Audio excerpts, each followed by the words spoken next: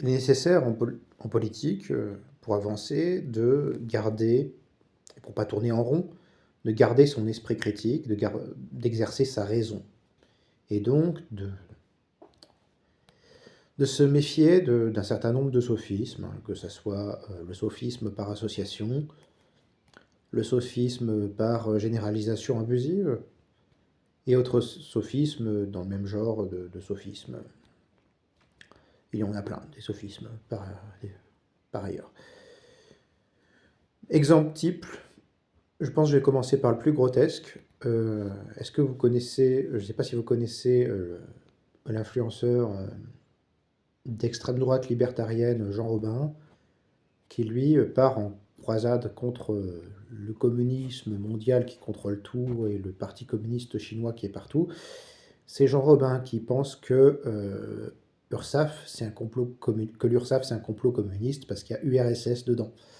On pourrait lui faire remarquer subtilement que ça doit être un complot à la fois soviétique, nazi et royaliste, parce qu'il y a aussi AF, comme Action française, en plus du RSS, et qu'il y a aussi SS dans l'URSS. Bon, ce qui fait que ça serait assez marrant au final. Mais vous pouvez en trouver plein des sophismes de ce genre, ou plus ou moins, ou y ressemblant plus ou moins.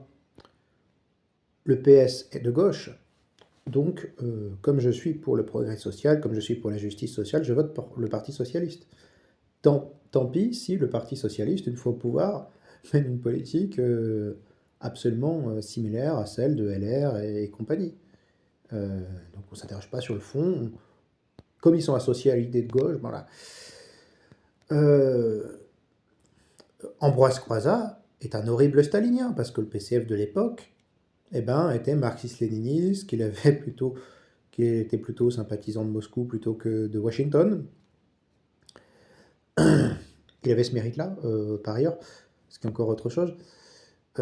Mais voilà, vous pouvez aussi associer la nation au nationalisme et le nationalisme et l'extrême droite au fascisme. Et là, vous finissez par confondre le fascisme et le nazisme avec De Gaulle et Bonaparte, et avec les Jacobins et le vieux parti, et la plupart de ce que sont les partis socialistes, communistes et marxistes historiques, qui eux étaient des partis qui défendaient l'indépendance nationale contre l'impérialisme, en disant ouais c'est pareil que les fascistes parce qu'il y a le mot nation.